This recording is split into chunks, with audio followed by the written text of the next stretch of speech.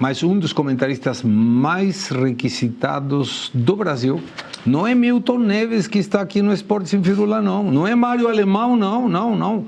É o ministro Gilmar Mendes, do STF, que ele usou seu perfil no X ontem para postar uma mensagem sobre a eliminação da seleção brasileira da Copa do Mundo de 2026, para interesse de ninguém. Mas ele posta. Gilmar escreveu que a equipe, e abre aspas, a equipe que se renova encontrará no torcedor uma vez mais a sua maior força. Fecha aspas. Filosófico, hein? O ministro citou nominalmente e agradeceu a todos os jogadores, titulares e reservas da seleção, chamando o técnico de competente. Vale lembrar que Francisco Schertel Mendes, filho do Gilmar Mendes, o ministro comentarista, integra o comitê disciplinar da FIFA desde maio de 2021 por indicação da CBF e foi reconduzido ao cargo em 2025.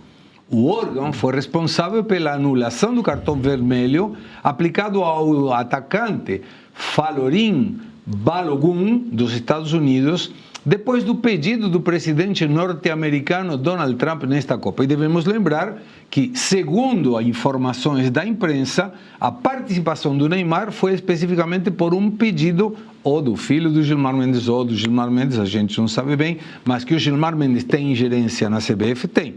Fazem cursos, tem acordos, é uma grana para lá, uma grana para cá, e enfim. Aí, você lê o Gilmar Mendes para saber de futebol, João?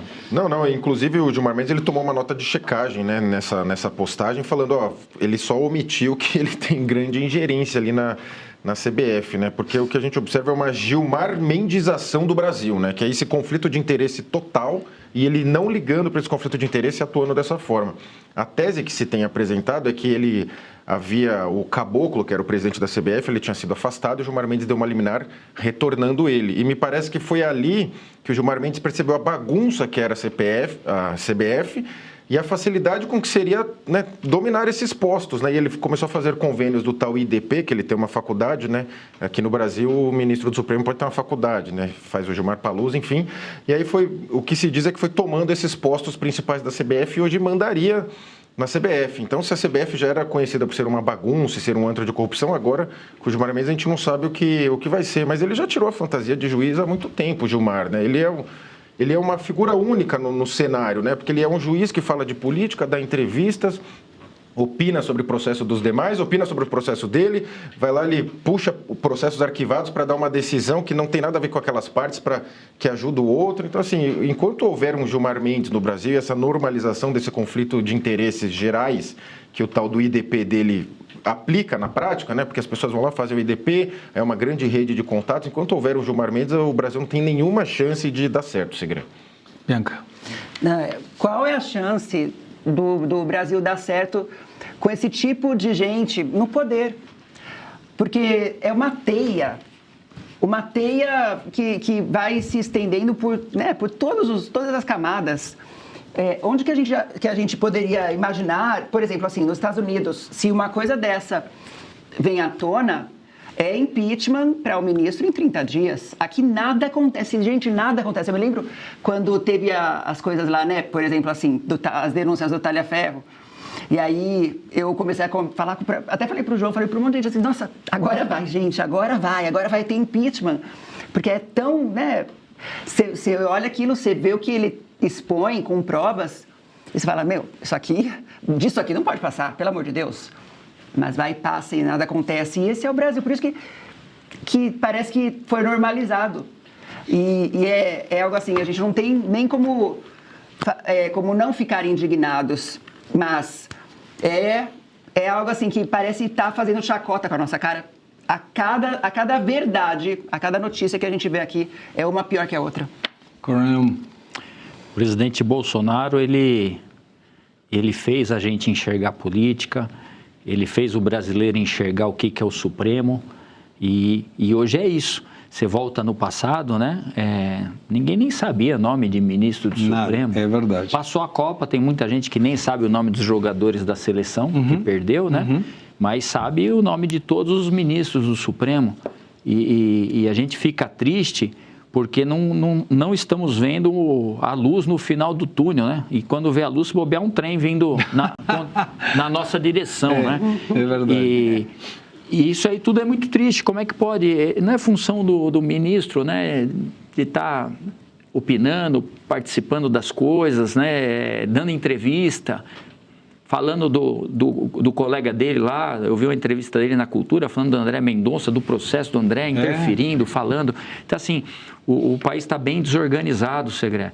E volto a falar, acho que mais importante do que a escolha do presidente, que é muito importante, mas precisa ter um Senado, né? Você imagine se com tudo isso que saiu, se a gente tivesse um país forte, ó, os senadores paravam, ninguém mais trabalha aqui, a Câmara dos Deputados trava tudo, os governadores, também, né? Pega o Tarcísio, puxa os outros assim, olha, vamos parar, não fazem isso, mas amanhã pode ser com eles.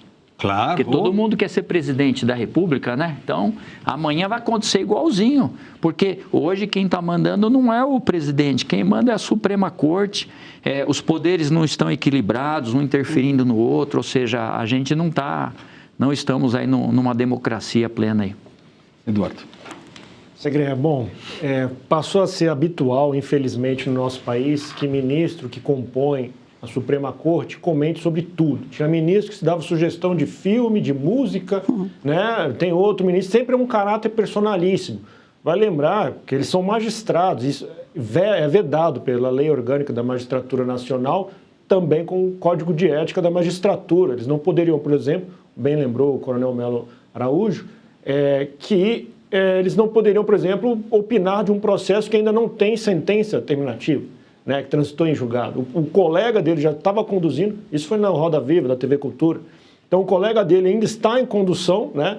Lembrando que juiz, parece que a gente tem que explicar isso, infelizmente. Imagine você, se você tiver ingressado na Faculdade de Direito em 2022 e está se formando agora. Você passou o período da sua graduação sobre essa jurisprudência, essa condução feita do ativismo judicial do ministro Alexandre de Moraes. Então, eu tenho que ressaltar isso para você, que o ministro ele não tem que ter esse caráter personalíssimo. Né? O ministro Gilmar Mendes participou de uma inauguração na BR-163. Né? Agora ele opina sobre futebol. Primeira vez que eu concordo com ele, era no último parágrafo dele ali, mas eu não quero saber a opinião dele e dos outros ministros também. Claro. Perceba a descrição que tem, por exemplo, o ministro André Mendonça. Né? Você não sabe o que o André Mendonça pensa, os gostos pessoais. Então ele não tem que ser uma pessoa, né, se fosse presente nas publicações de popstar, de fofoca, ele não tem que estar presente nisso. E, ao mesmo tempo, não é a função do ministro Gilmar Mendes, vedado novamente, essas publicações de caráter personalíssimo. Ele comenta, né, quem está íntimo dessa redação, ele comenta como se ele fosse um dirigente. Esta é a verdade, ele parece um dirigente. Se fosse ele, né, teria até mais sucesso.